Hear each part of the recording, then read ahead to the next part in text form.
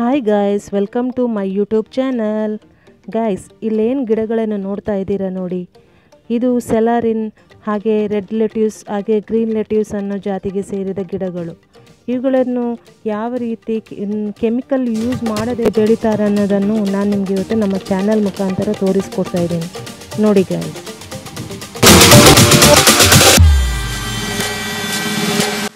Guys, ಈ ಗಿಡಗಳ ಎಲೆಗಳನ್ನು ನಾವು ಜಾಸ್ತಿಯಾಗಿ ಬರ್ಗರ್ಗಳಲ್ಲಿ ನೋಡಿರ್ತೀವಿ. ಹಾಗೆ ಈ ಗಿಡಗಳ ಎಲೆಗಳನ್ನು ಸೂಪ್ ಸಲಾಡಿಗೂ ಕೂಡ ಯೂಸ್ ಮಾಡ್ತಾರೆ ಗೈಸ್.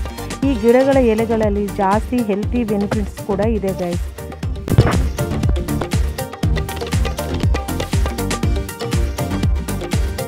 ಈ ಗಿಡಗಳ ಬಗ್ಗೆ ಹೆಚ್ಚಿನ ಮಾಹಿತಿ ಕೊಡೋದಕ್ಕೆ ನಮ್ಮ ಜೊತೆ ಇವತ್ತು ಭಾರತೀಯ ತೋಟಗಾರಿಕೆ ಸಂಶೋಧನಾ ಹೆಸರುಘಟ್ಟ ಸಂಸ್ಥೆಯವರಾದ ಮಿಸ್ಟರ್ ನಂದೀಶ್ ಅವರು ನಮ್ಮ ಜೊತೆ ಇದ್ದಾರೆ. ಇದರ ಬಗ್ಗೆ ಅವರೇ ನಿಮಗೆ ತಿಳಿಸಿಕೊಡುತ್ತಾರೆ. ಬನ್ನಿ ಗೈಸ್, ಅವರ ಹತ್ರನೇ ಮಾಹಿತಿ ಪಡೆಯೋಣ. ಸರ್, ಏನಿದು ಇದ್ರ ಬಗ್ಗೆ ಹೇಳ್ತೀರಾ?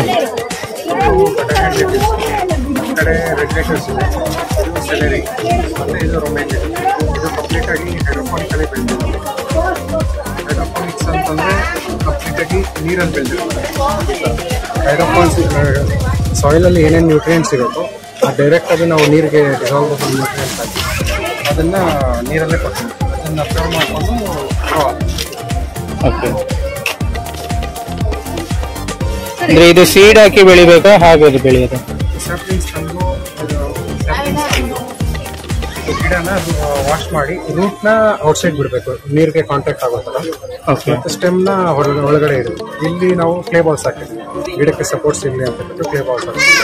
ಓಕೆ ಸರ್, ಇದು ಎಷ್ಟು ದಿವಸ ಬೇಕು ಸರ್? ಇದು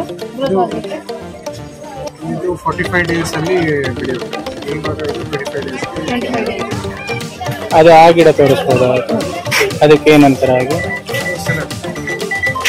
ನೋಡೋದಕ್ಕೆ ಕೊರಿಯಂಡರ್ ಲೀವ್ಸ್ ತರ ಇದೆಯಲ್ಲ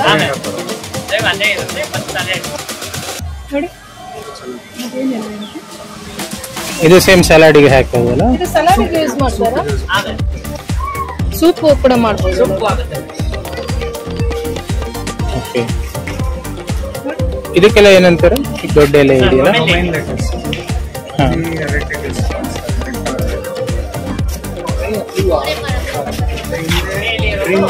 ವನಸ್ಪತಿ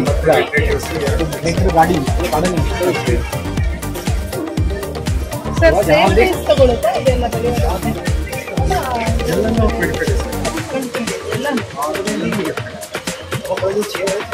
ಥ್ಯಾಂಕ್ ಯು ಸರ್.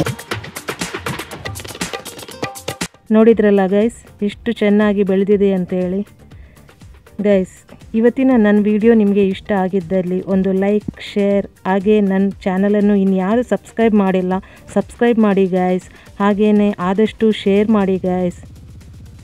ನೆಕ್ಸ್ಟಿನ ವಿಡಿಯೋದಲ್ಲಿ ನಾನು ನಿಮಗೆ ಸಿಗ್ತೀನಿ. ಅಂಟಿಲ್ ದೆನ್, ಬಾಯ್ ಬಾಯ್.